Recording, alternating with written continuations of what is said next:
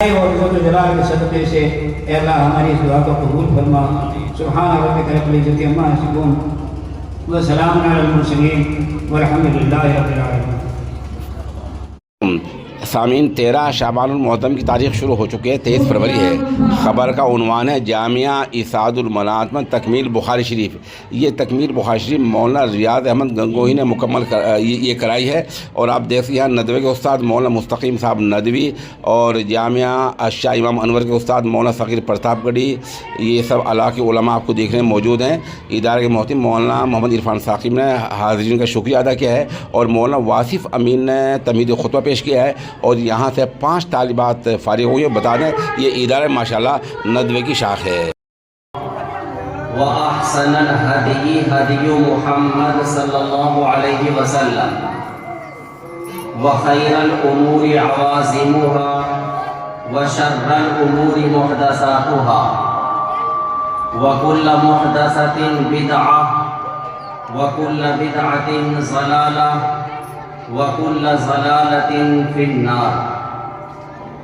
وبالسند المتصل منا إلى أمير المؤمنين في الحديث أبو عبد الله محمد بن إسماعيل بن إبراهيم بن المغيرة بن بردزبة الجعفي البخاري رحمه الله تعالى أنه قال: باب قول الله ونزع الموازين القسط ليوم القيامة وأن أعمال بني آدم وقولهم يوزن.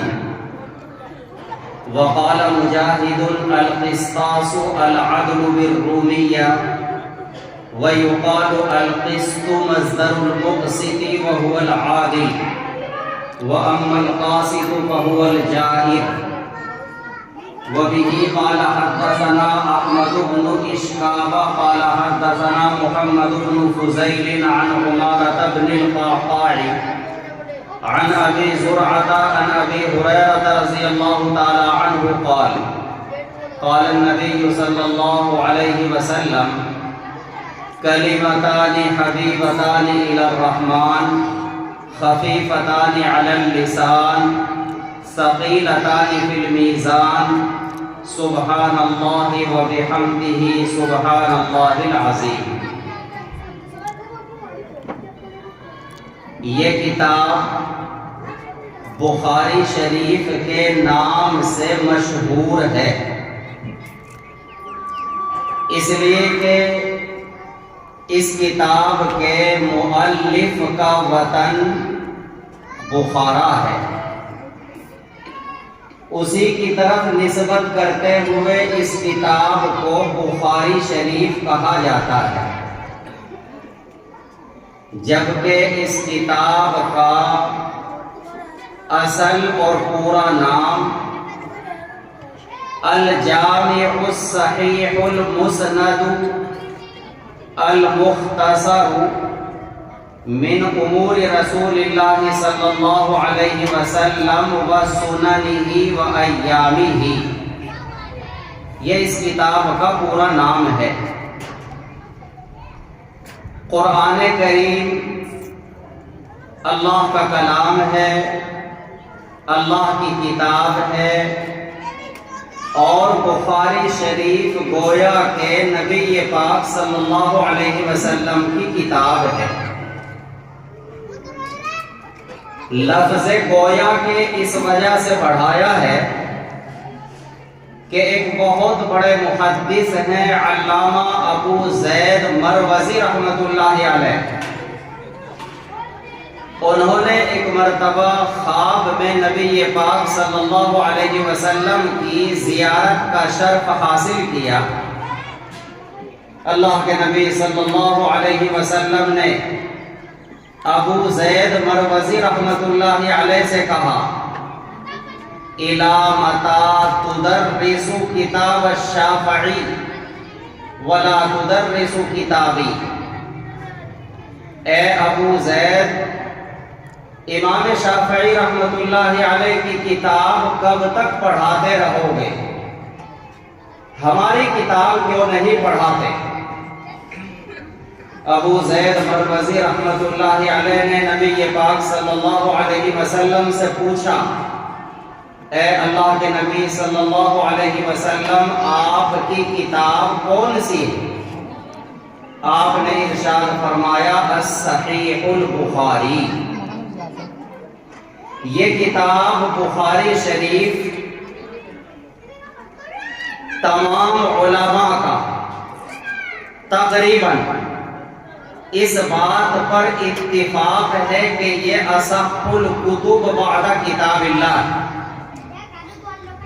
قرآن کریم کے بعد اگر کوئی کتاب معتبر ترین صحیح ترین ہو سکتی ہے تو وہ بخاری شریف ہے۔ اس میں بندے نے جو لفظ تقریباً کا اضافہ کیا ہے اس کی وجہ یہ ہے کہ حضرت امام شافعی رحمۃ اللہ علیہ نے موطا امام مالک کے متعلق یہ دعویٰ کیا ہے، ما تحت ادیم السماء اصح الکتب من کتاب الموطا۔ امام شافعی رحمۃ اللہ علیہ نے حضرت امام مالک رحمۃ اللہ علیہ کی کتاب موطا کو اصح الکتب قرار دیا،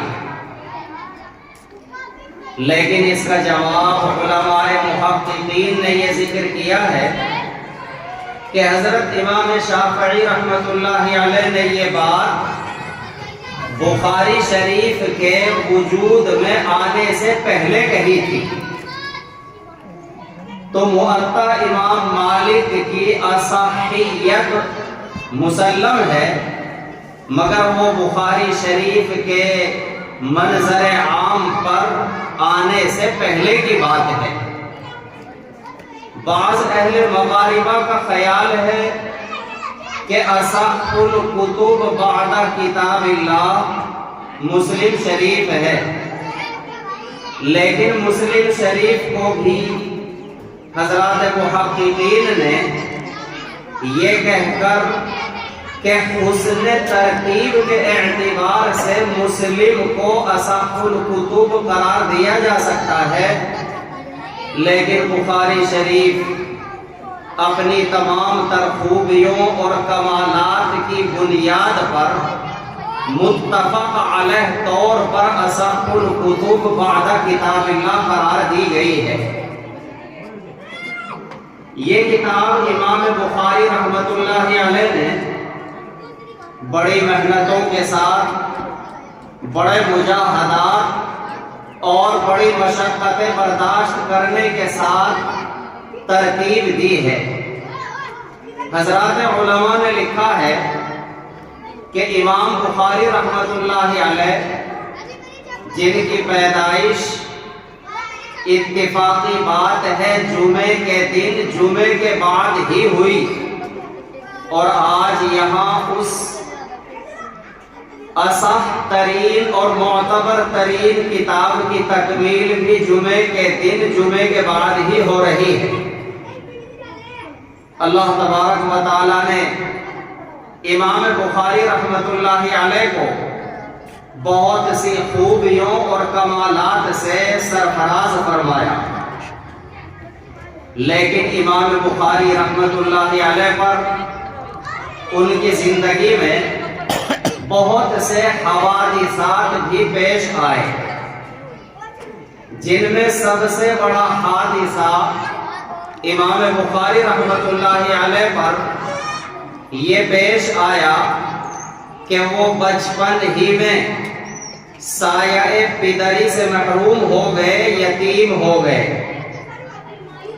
اس کے بعد پھر امام بخاری رحمۃ اللہ علیہ پر دوسرا ایک بڑا حادثہ یہ پیش آیا کہ بینائی جاتی رہی، بالکل نابینا ہو گئے۔ ادھر باپ کا سایہ سر پر نہیں رہا، ادھر بچہ نابینا ہو گیا، یتیم ہونے کے ساتھ ساتھ نابینا۔ ماں کے لیے یہ ایک بہت بڑا حادثہ تھا۔ ان کی والدہ ہمیشہ راتوں میں جاگ کر اللہ کے سامنے اپنا دامن پھیلا کر اپنے لخت جگر کے لیے دعائیں کیا کرتی تھی۔ والدہ کی مستجاب دعاؤں کی برکت، ایک روز والدہ کے خواب میں سیدنا حضرت ابراہیم علیہ السلام تشریف لاتے ہیں اور بشارت سناتے ہیں کہ اللہ تبارک و تعالیٰ نے آپ کی مستجاب دعاؤں کی برکت سے آپ کے بچے کو بینائی عطا فرما دی۔ چنانچہ جب امام بخاری رحمۃ اللہ علیہ بیدار ہوئے، بینائی آ چکی تھی اور اللہ تبارک و تعالیٰ نے امام بخاری کو ایسی بے مثال بینائی عطا فرمائی کہ انہوں نے اپنی کتاب تاریخ کبیر کا مسودہ چاند کی روشنی میں مرتب کیا۔ اللہ اور علماء نے لکھا ہے کہ امام بخاری رحمۃ اللہ علیہ کو اللہ نے ایسی بینائی عطا فرمائی کہ زندگی بھر چشمہ لگانے کی ضرورت پیش نہیں آئی۔ امام بخاری رحمۃ اللہ علیہ نے بچپن ہی میں تقریباً 17,000 روایات حفظ کر لی تھی۔ امام بخاری رحمۃ اللہ علیہ جب پڑھنے کے لیے جاتے، دوسرے ساتھی کاپی قلم لے کر تیاری کے ساتھ جاتے اور اپنے اساتذہ سے جو احادیث سنتے ان کو قلم بند کیا کرتے، مگر امام بخاری رحمۃ اللہ علیہ بغیر کاپی کے بغیر قلم کے درس میں شریک ہوتے اور درس سن کر ایسے اٹھ کر کے آ جاتے۔ ایک روز ان کے ایک قریبی ساتھی نے، بے تکلف ساتھی نے بے تکلفی کے ساتھ میں کہا کہ محمد تم بھی عجیب آدمی ہو، اپنا وقت بلا وجہ ضائع کر رہے ہو، ہمیں دیکھو ہم درس میں شریک ہوتے ہیں، احادیث کو لکھتے ہیں، ان کو یاد کرتے ہیں، اور آپ جاتے ہیں بیٹھ کر کے آ جاتے ہیں، لکھنے کا کوئی سوال ہی پیدا نہیں ہوتا۔ امام بخاری رحمۃ اللہ علیہ نے بات کو ٹال دیا، لیکن جب کئی مرتبہ امام بخاری رحمۃ اللہ علیہ سے یہ سوال کیا گیا تو ایک روز حضرت امام بخاری رحمۃ اللہ علیہ نے فرمایا کہ آپ لوگ بیٹھو، اپنی اپنی کاپیاں کھولو اور جتنی روایات آپ لوگوں نے لکھی ہیں میں اپنے حافظے کی بنیاد پر وہ سب روایات آپ کو سناتا ہوں۔ علماء نے لکھا ہے کہ تقریباً 15,000 روایات لکھی جا چکی تھی۔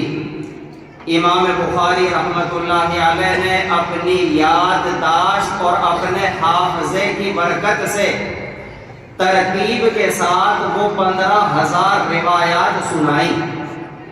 تمام کے تمام ساتھی امام بخاری رحمۃ اللہ علیہ کی اس یادداشت کو ایک کرامت سمجھنے پر مجبور ہوئے، اور اس کے بعد تمام ساتھی اپنی تحریرات کو، اپنی لکھی ہوئی احادیث کو امام بخاری رحمۃ اللہ علیہ کے حافظے کی مدد سے درست کیا کرتے تھے۔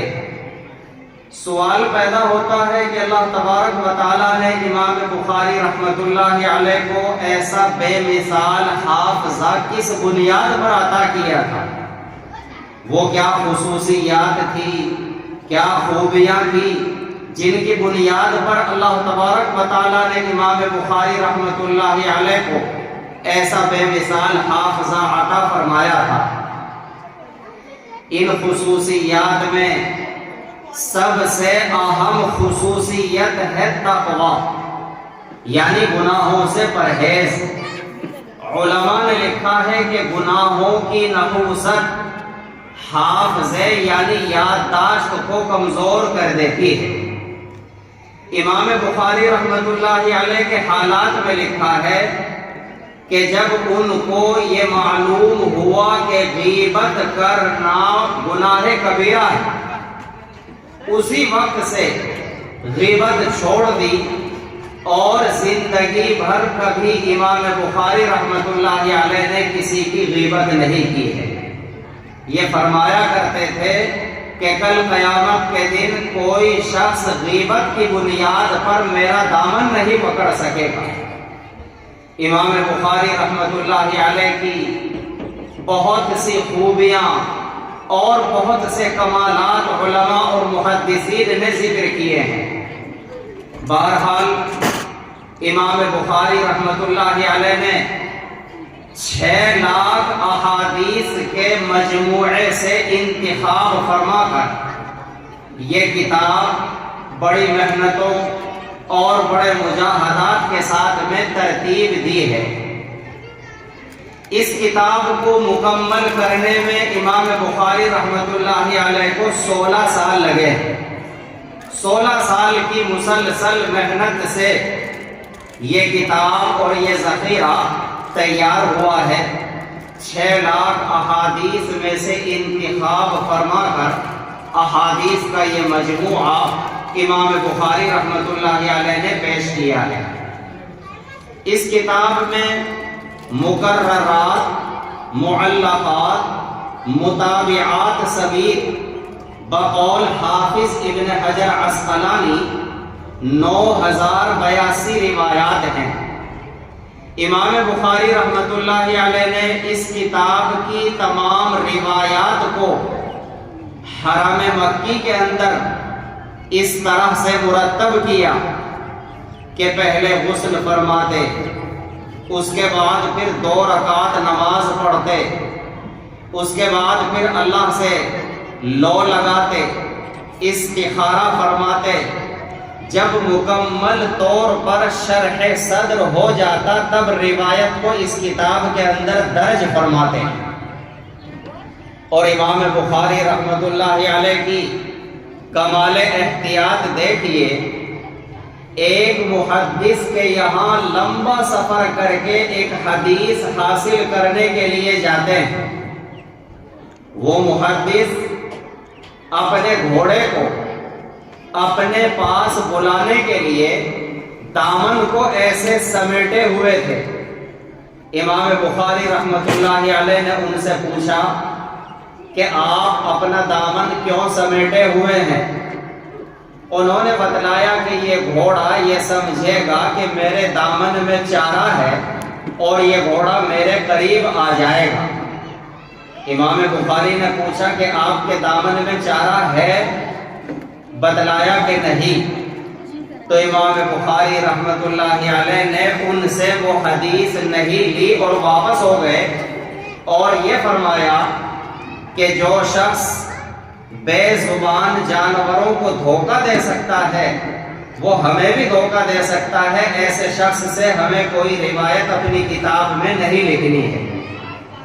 امام بخاری رحمۃ اللہ علیہ نے اس کتاب کی روایات پر جو تراجم یعنی عنوان قائم کیے ہیں، یہ عنوان مسجد نبوی صلی اللہ علیہ وسلم میں روضہ رسول اور منبر رسول کے درمیان بیٹھ کر یہ عنوان لکھے ہیں۔ بخاری شریف کے جو تراجم ہیں وہ نہایت دقیق ہوتے ہیں اور اچھے اچھے ذہین لوگوں کی ذہنی مشق کرا دیتے ہیں۔ مقولہ مشہور ہے، فقہ البخاری فی تراجمہ۔ اس مقولے کا مطلب کیا ہے؟ بعض علماء نے تو اس مقولے کا مطلب یہ بیان کیا کہ امام بخاری رحمۃ اللہ علیہ نے فن فقہ میں کوئی کتاب نہیں لکھی۔ اگر کسی کو امام بخاری رحمۃ اللہ علیہ کا فقہ دیکھنا ہو تو وہ بخاری شریف کے تراجم دیکھ لے، مگر یہ مطلب زیادہ معتبر نہیں سمجھا جاتا۔ اس جملے کا صحیح مطلب یہ ہے کہ امام بخاری رحمۃ اللہ علیہ کی اگر ذہانت امام بخاری رحمۃ اللہ علیہ کی اگر سمجھ، ان کا حافظہ اور یادداشت دیکھنا چاہتے ہیں تو بخاری شریف کے تراجم دیکھ لیجئے۔ امام بخاری رحمۃ اللہ علیہ نے کس حسن ترتیب کے ساتھ میں اس کتاب کو مزین کیا ہے اور احادیث کے اس ذخیرے کو ہمارے سامنے پیش کیا ہے۔ امام بخاری رحمۃ اللہ علیہ اپنی کتاب صحیح بخاری کا آغاز فرماتے ہیں کتاب الایمان سے۔ ہو سکتا ہے کسی کے ذہن میں یہ سوال پیدا ہو کہ بخاری شریف کا آغاز تو وحی کے بیان سے ہے۔ باب کیف کان بدء الوحی الی رسول اللہ صلی اللہ علیہ وسلم، وحی کا بیان یہ بطور توطیہ اور تمہید ہے۔ اصل کتاب کا آغاز کتاب الایمان سے ہے۔ سب سے پہلے امام بخاری رحمۃ اللہ علیہ روایت لاتے ہیں انما الاعمال بالنیات، اور اس روایت کے جو راوی ہیں وہ امام بخاری رحمۃ اللہ علیہ کے استاد حمیدی ہیں، اور صحابہ میں عمر ابن الخطاب رضی اللہ تعالی عنہ ہیں۔ گویا کہ امام بخاری رحمۃ اللہ علیہ نے اپنی کتاب کے شروع میں حضرت عمر ابن الخطاب رضی اللہ تعالیٰ عنہ کی روایت ذکر کی انما الاعمال بالنیات، جس روایت کا تعلق اخلاص نیت کے ساتھ ہے۔ امام بخاری رحمۃ اللہ علیہ اس سے اشارہ فرما رہے ہیں اس بات کی جانب کہ طلباء کو، پڑھنے پڑھانے والوں کو اس کتاب کے شروع ہی میں اپنی نیت ٹھیک کر لینی چاہیے اور نیت درست کر لینی چاہیے۔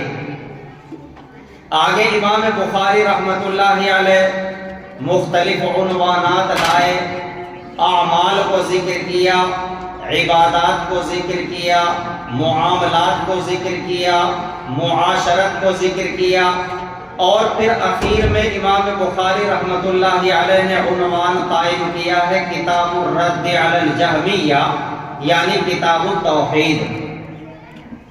اور سب سے اخیر میں امام بخاری رحمۃ اللہ علیہ باب لائے ہیں وَنَزَعُ الْمَوَازِينَ الْقِسْطَ لِيَوْمِ الْقِيَامَةِ۔ امام بخاری رحمۃ اللہ علیہ ایک تیر سے کئی شکار کرتے ہیں۔ امام بخاری رحمۃ اللہ علیہ نے اولاً تو یہ اشارہ کیا کہ سب سے پہلی جو روایت آ رہی ہے اس کے راوی حضرت عمر ابن الخطاب رضی اللہ تعالیٰ عنہ، آخری جو روایت ہے اس کے راوی ابو ہریرہ رضی اللہ تعالیٰ عنہ ہے، اور یہ دونوں ہی صحابی مہاجری ہیں۔ عمر ابن الخطاب نے مکہ مکرمہ سے ہجرت کی، ابو ہریرہ رضی اللہ تعالی عنہ نے یمن سے ہجرت کی، دونوں مہاجری ہیں۔ امام بخاری رحمۃ اللہ علیہ اس سے اشارہ فرما رہے ہیں کہ تحصیل علم کے لیے ہجرت ضروری ہوتی ہے۔ ہجرت کس کو کہتے ہیں؟ ہجرت نام ہے دو چیزوں کا، ایک ترک وطن یعنی وطن کو چھوڑنا، ایک جگہ سے اپنے وطن سے دوسری جگہ جانا۔ گویا کہ امام بخاری رحمۃ اللہ علیہ اشارہ فرما رہے ہیں کہ علم حاصل کرنے کے لیے ہجرت کرنی پڑتی ہے، سفر کرنے پڑتے ہیں۔ دوسرے ہجرت نام ہے ترک معاصی کا۔ یہ اشارہ ہے اس بات کی جانب کہ اگر کوئی شخص علوم نبویہ حاصل کرنا چاہے اور احادیث کے انوار و برکات حاصل کرنا چاہے تو اس کے لیے ضروری ہے ترک معاصی، یعنی گناہوں سے نفرت، گناہوں سے اجتناب۔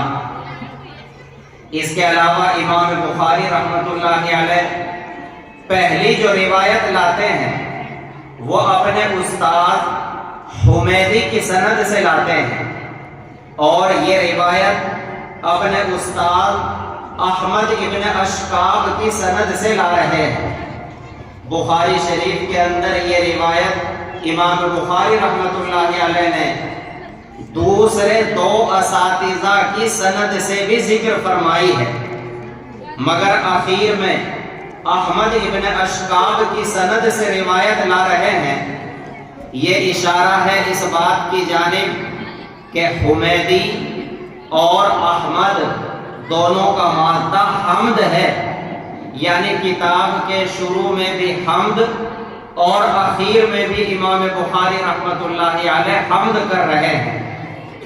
اس کے علاوہ امام بخاری رحمۃ اللہ علیہ اپنی کتاب کو شروع فرماتے ہیں صفت کلام سے، اس لیے کہ وحی اصل صفت کلام ہی ہے، چونکہ وحی کی جو لغوی تعریف ہے الاشارۃ السریعہ، اور اصطلاح شرع میں وحی کہا جاتا ہے کلام اللہ المنزل علی نبی من انبیائہ، یہ اللہ تبارک و تعالیٰ کی صفت ہے، صفت کلام۔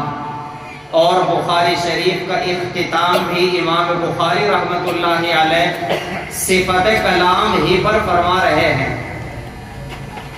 اصل میں کچھ فرق ضالہ، گمراہ فرقے جیسا کہ معتزلہ ہے، مرجیہ ہے، قدریہ ہے، جہمیہ ہے، یہ اللہ تبارک و تعالیٰ کی صفات کا انکار کرتے ہیں، اور یہ یوں کہتے ہیں کہ صفات باری تعالیٰ کوئی حیثیت نہیں رکھتی۔ یہ تمام حضرات صفات باری تعالیٰ کا انکار کرتے ہیں۔ امام بخاری رحمۃ اللہ علیہ نے اصل توحید کو پیش کیا کہ اصل جو توحید ہے وہ کیا ہے۔ کتاب الرد علی الجہمیہ، ایک فرقہ ہے فرقہ جہمیہ، جس کا بانی ہے جہم ابن صفوان۔ ان حضرات کا خیال بھی یہی ہے، یہ حضرات بھی صفات باری تعالیٰ کو تسلیم نہیں کرتے۔ امام بخاری رحمۃ اللہ علیہ نے اخیر میں باب قائم کیا، باب قول اللہ وَنَزَعُ الْمَوَازِينَ الْقِسْطَ لِيَوْمِ الْقِيَامَةِ، یہ سورہ انبیاء کی ایک آیت ہے، وَنَزَعُ الْمَوَازِينَ الْقِسْطَ لِيَوْمِ الْقِيَامَةِ۔ یہاں اس عنوان میں امام بخاری رحمۃ اللہ علیہ لفظ لائے ہیں موازین۔ یہ موازین کیا ہے؟ بعض حضرات کی رائے تو یہ ہے کہ موازین جمع ہے میزان کی۔ میزان کے معنی ترازو کے آتے ہیں۔ اس سے معلوم ہوتا ہے کہ اللہ تبارک و تعالیٰ کل قیامت کے دن انصاف قائم کرنے کے لیے بہت سی ترازو قائم فرمائیں گے، بہت سی ترازو رکھی جائیں گی۔ بعض حضرات کی رائے یہ ہے کہ موازین میزان کی جمع نہیں بلکہ یہ موزون کی جمع ہے۔ اب یہ مسئلہ مختلف فیہا ہو جاتا ہے کہ کل قیامت کے دن ترازو قائم کی جائے گی تو وہ ایک ترازو قائم کی جائے گی یا بہت سی ترازو قائم کی جائیں گی۔ بعض محدثین کی رائے تو یہ ہے کہ انصاف کی ایک ہی ترازو قائم کی جائے گی، اور یہاں پر جو جمع لایا گیا ہے یہ جمع بغرض تعظیم لایا گیا ہے۔ جمع بغرض تعظیم لایا گیا ہے، جیسا کہ کذبت قوم نوح المرسلین، مرسلین جمع لایا گیا ہے بغرض تعظیم۔ قسط وَنَزَعُ الْمَوَازِينَ الْقِسْطَ، یہ قسط بمعنی انصاف، وَنَزَعُ الْمَوَازِينَ الْقِسْطَ میں قسط ترکیبی اعتبار سے کیا ہے؟ بعض حضرات کی رائے یہ ہے کہ یہ مفعول لہو ہے، جیسا کہ ضربتہ تادیباً، میں نے اس کی پٹائی کی ادب سکھانے کی وجہ سے، تو وَنَزَعُ الْمَوَازِينَ الْقِسْطَ ہم رکھیں گے ترازو کو انصاف قائم کرنے کی وجہ سے۔ اور بعض حضرات کہتے ہیں کہ نہیں، ترکیب میں قسط صفت ہے موازین کی، مگر یہاں اشکال پیدا ہوگا کہ موازین جمع ہے اور قسط مفرد ہے، مطابقت نہیں ہے۔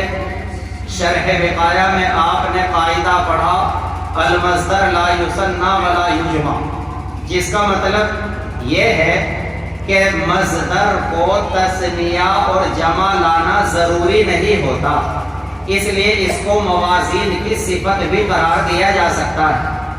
لیوم القیامہ میں لام یا تو بمعنی فی ہے اور یہ لام تعلیلیہ ہے۔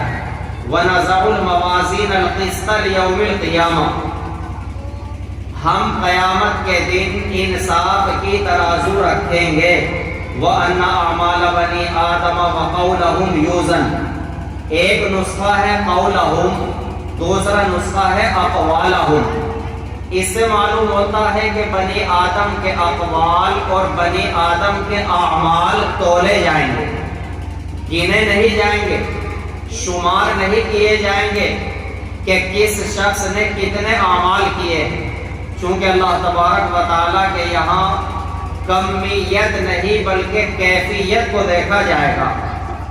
پھر اعمال بنی آدم سے بظاہر ایسا لگتا ہے کہ تمام بنی آدم کے اعمال کا وزن کیا جائے گا، حالانکہ ایسا نہیں۔ بہت سے اہل حسنہ، اہل خیر ایسے ہوں گے جن کو بلا حساب و کتاب جنت میں داخل کیا جائے گا۔ بخاری شریف کے اندر روایت کئی مرتبہ آ چکی ہے، 70,000 لوگ بلا حساب و کتاب جنت میں جائیں گے، اور بعض علماء نے لکھا ہے کہ ہر ایک کے ساتھ اور 70,000۔ ان کے لیے انصاف کی ترازو قائم نہیں کی جائے گی، ان کے اعمال کا وزن نہیں ہوگا۔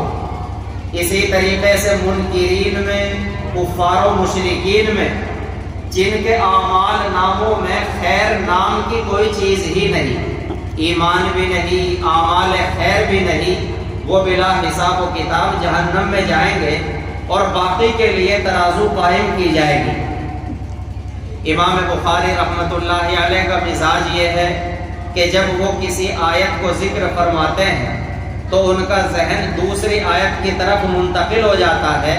قرآن کریم میں دوسری ایک آیت ہے اسی مضمون سے متعلق، وَزِنُوا بِالْقِسْطَاسِ الْمُسْتَقِيمِ، اس لیے امام بخاری رحمۃ اللہ علیہ نے آگے کہا القسطاس العدل بالرومیہ، قسطاس کے رومی زبان میں معنی آتے ہیں انصاف کے۔ اب یہاں ایک سوال یہ پیدا ہو گیا، قرآن کریم عربی زبان میں نازل ہوا، اِنَّا أَنزَلْنَاهُ قُرْآنًا عَرَبِيًّا بِلِسَانٍ عَرَبِيٍّ مُبِينٍ، تو غیر عربی الفاظ قرآن میں ہیں یا نہیں، اور اگر ہیں تو کتنے ہیں اور کیوں ہیں؟ صحیح بات یہ ہے کہ یہ لفظ رومی زبان میں بھی استعمال ہوتا ہے اور عربی زبان میں بھی یہ لفظ استعمال ہوتا ہے، اس کو کہا جاتا ہے توافق بین اللغتین۔ آگے امام بخاری رحمۃ اللہ علیہ نے فرمایا القسط مصدر المقسط، کہ قسط یہ مقسط کا مصدر ہے، مگر یہاں پر بھی اشکال ہوگا کہ قسط مقسط کا مصدر کیسے ہو گیا؟ مقسط کا مصدر تو اقساط ہے، یہ باب افعال سے ہے، تو مقسط کا مصدر اقساط ہے اور اقساط کا مصدر ہے قسط، تو گویا کہ قسط مقسط کا پوتا ہے اور مقسط اس کا دادا ہے۔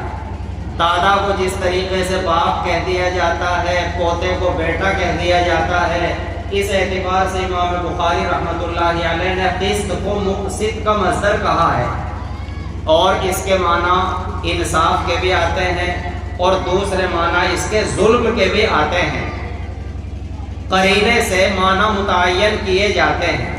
اللہ تبارک و تعالیٰ نے ارشاد فرمایا ان اللہ یحب المقسطین، تو یحب قرینہ ہے اس بات کا کہ یہاں مقسطین کے معنی انصاف کرنے والے کے ہیں، اور اما القاسطون فکانوا لجہنم حطبا، جہنم یہ اشارہ ہے اس بات کا کہ یہاں قاصد کے معنی ظالم کے ہیں۔ آگے امام بخاری رحمۃ اللہ علیہ نے سند بیان فرمائی، وبہ قال حدثنا احمد بن اشکاب قال حدثنا محمد بن فضیل عن عمارة بن القعقاع عن ابی زرعہ عن ابی ہریرہ رضی اللہ تعالی عنہ قال قال النبی صلی اللہ علیہ وسلم کلمتان حبیبتان الی الرحمن خفیفتان علی اللسان ثقیلتان فی المیزان سبحان اللہ و بحمدہ سبحان اللہ العظیم۔ دو کلمے اللہ تعالیٰ کو بہت پسند ہیں۔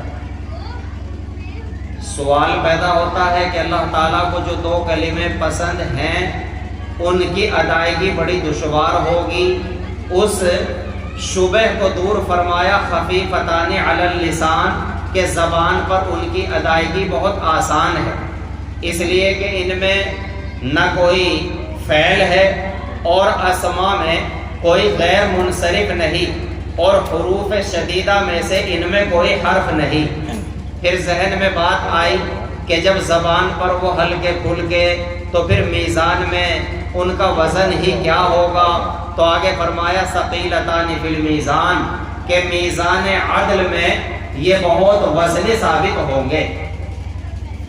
ترکیبی اعتبار سے کلمتان حبیبتان الی الرحمن خفیفتان علی اللسان ثقیلتان فی المیزان یہ خبر مقدم ہے، شوق دلانے کے لیے خبر کو مقدم کیا۔ آگے وہ جملے فرمائے سبحان اللہ و بحمدہ سبحان اللہ العظیم۔ حدیث شریف سے معلوم ہوتا ہے من قال کل یوم سبحان اللہ و بحمدہ 100 مرہ غفر له ما تقدم من ذنبی، اگر کوئی شخص ایک دن میں 100 مرتبہ یہ کلمہ کہے سبحان اللہ و بحمدہ، اس کے تمام گناہ معاف کر دیے جاتے ہیں، چاہے سمندر کے جھاگ کے برابر ہی کیوں نہ ہو۔ یہ دو کلمے اللہ تبارک و تعالیٰ کو کیوں پسند ہیں اور اللہ تبارک و تعالیٰ کی ان میں کون کون سی صفات کا تذکرہ ہے، اور سبحان کو 2 مرتبہ کیوں لایا گیا ہے، تفصیل کا موقع نہیں۔ سبحان کا مطلب ہے اللہ کی ذات پاک ہے، اللہ کی ذات بے عیب ہے، اور بحمدہ کا مطلب یہ ہوتا ہے کہ اللہ تعالیٰ کی ذات تمام خوبیوں اور کمالات کے ساتھ میں متصف ہے۔ اس لیے اللہ کی جو صفات ہیں 2 طرح کی ہیں، صفات جلالیہ، صفات جمالیہ۔ ان دونوں جملوں میں دونوں طرح کی صفات کو جمع کیا گیا ہے، اس لیے یہ دونوں جملے اللہ تبارک و تعالیٰ کو بہت ہی زیادہ محبوب اور پسندیدہ ہیں۔ اللہ کو محبوب ہونے کا مطلب یہ ہے کہ جو شخص ان کلمات کا ورد رکھے گا وہ اللہ کا محبوب اور لاڈلا بن جائے گا۔ امام بخاری رحمۃ اللہ علیہ نے اپنی کتاب کو سبحان اللہ و بحمدہ سبحان اللہ العظیم پر مکمل کیا، گویا کہ یہ علمی مجلس مکمل ہو رہی ہے، اور مجلس کے اخیر میں اگر یہ کلمات پڑھ لیے جائیں تو وہ مجلس کی کوتاہیوں کا کفارہ بن جاتے ہیں۔ اللہ تبارک و تعالی ہم سبھی کو عمل کی توفیق عطا فرمائے۔ اب اخیر میں مبارکباد پیش کرنا چاہتا ہوں ان معلمات کو، اور بالخصوص بشرا اسما سلمہم اللہ کو، جن کی محنتوں اور کاوشوں سے آج یہ بزم سجائی گئی ہے۔ اللہ تبارک و تعالیٰ سے دعا ہے اللہ تعالیٰ اس کے فیض کو تا قیامت جاری اور ساری رکھے، اور اس کی تعلیمی تعمیری تمام ضروریات کا غیب سے تکفل فرمائے۔